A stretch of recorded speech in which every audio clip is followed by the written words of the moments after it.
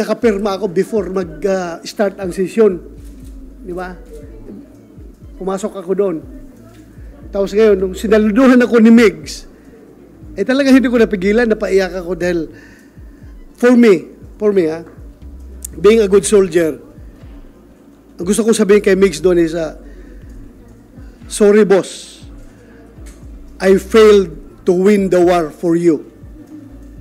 Because I am one of his trusted lieutenants. Ang kanyang mission sa akin is talagang i-secure yung aking partido, yung PDP, na patuloy na magsuporta sa kanya.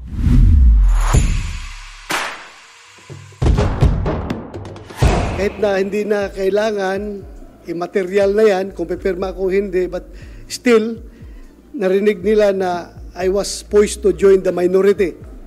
I was really contemplating seriously to join the minority after that incident.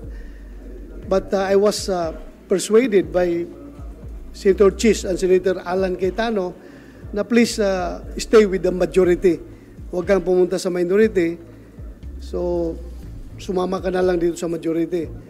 And ang mas mabigat na rason dyan talaga is that among us three magkabats na PDP senators, Senator Bongo, Senator Tolentino, and myself, we forged a covenant na majority wins. In every voting situation, talagang kung lalabas sa voting is 2 against 1, obligado yung 1 sumunod doon sa 2, sumama sa 2. So, in this case, nangyari sa silang dalawa talaga ay nag-decide na sumuporta kay Senator Jesus Escudero. Ako ay naiwan. I want to stay with ayaw ko sana. Pero yun nga, may usapan kami na obligadong sumama. So yun, pinirmahan ko yung resolution, but that was already immaterial because they already have 14 that they have already declared victory. But at least on my part, masaya rin ako kahit because Senator Chis is a very magnanimous victor. Kahit alam niya hindi na kailangan yung boto ko, still, kinumbinsi pa rin niya ako na sumama sa majority. Well, kasi yung nakapirma ako before mag-start ang session. Di ba? Pumasok ako doon.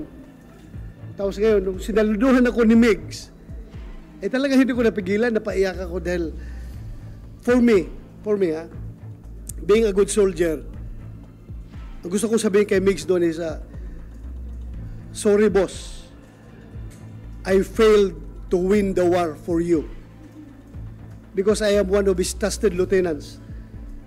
Ang kanyang mission sa akin is talagang i-secure yung aking partido, yung PDP, na patuloy na magsuporta sa kanya. But still, as I have said, meron kaming usapan, kaming tatlo, Senator Bongo, Senator Tolentino, na majority rules. Lalabas 3 against 1, obligado sasama yung 1 doon sa decision.